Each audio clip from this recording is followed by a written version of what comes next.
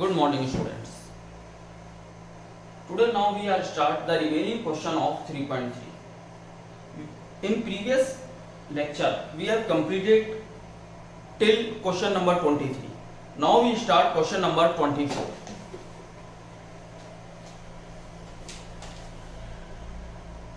Cos 4x is equal to 1 minus 8 sin square x cos square x. Cos 4x is equal to 1 minus 8 sin square x cos square x. LHS हमारे पास है cos 4x. देखिए एक identity हमारे पास है, अगर आपको याद हो तो cos 2a ये थी 1 माइनस 2 साइन स्क्वायर a. यहां पर मैं इस आइडेंटिटी को यूज में लूंगा. cos 4x को मैं लिख सकता हूं cos 2 इंटू 2x. अब देखिए a के स्थान पर मेरे पास 2x है, a के स्थान पर 2x, तो यहां पर हो गया 1 minus 2 sine square 2x. Again मैं इसको ये भी लिख सकता हूं 1 माइनस 2 साइन 2x का होल स्क्वायर. अब देखो ये आइडेंटिटी है आपके पास साइन 2a की. साइन 2a बराबर होता है 2 sine a cos a. Use this identity, यानी यहां पर आएगा 1 माइनस 2 साइन 2x के स्थान पर ये वाली आइडेंटिटी लगाई 2 साइन x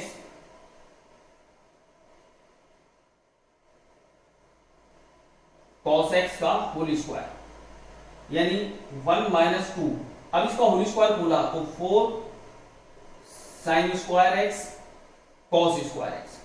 अब ब्रैकेट खोला तो 1 minus 8 sine square x cos square x, और यही RHS है. Hence prove.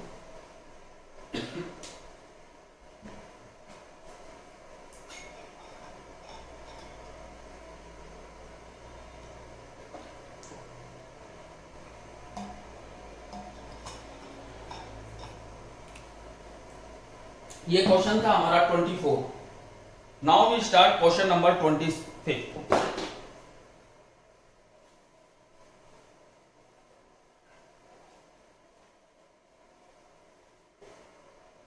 क्वेश्चन नंबर 25 ये दे रखा है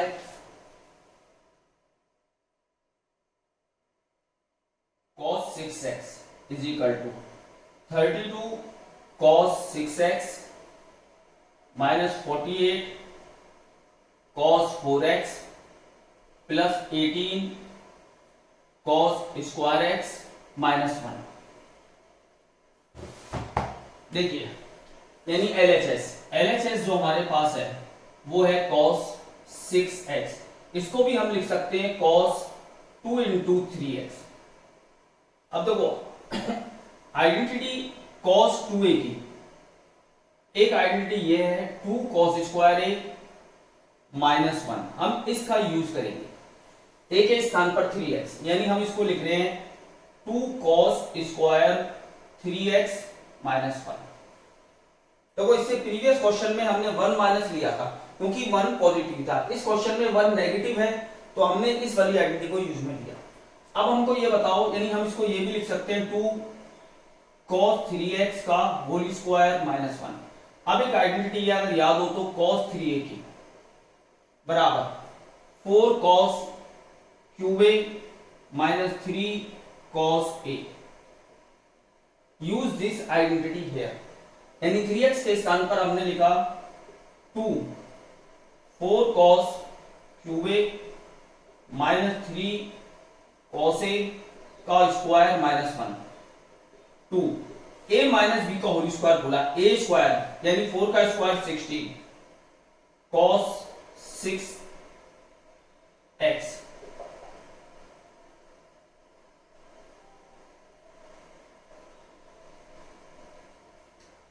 प्लस b स्क्वायर 3 का square 9 cos square x minus 2ab 4 2 जा 8 8 3 जा 24 cos 4x माइनस 1. अब 2 से मल्टीप्लाई किया तो 32 cos 6x plus 18 cos square x minus 48 cos 4x minus 1 और यही RHS है। देखो बच्चों, हमारी एक्सरसाइज 3.3 कंप्लीट हो चुकी है। अब जो नेक्स्ट लेक्चर है उसमें हम ट्रिग्नोमेट्रिक इक्वेशन के बारे में पढ़ेंगे। यानी ट्रिग्नोमेट्रिक इक्वेशन क्या होती है पहले ये समझेंगे, फिर उनके सॉल्यूशन कैसे किए जाते हैं हम उसको बताएंगे।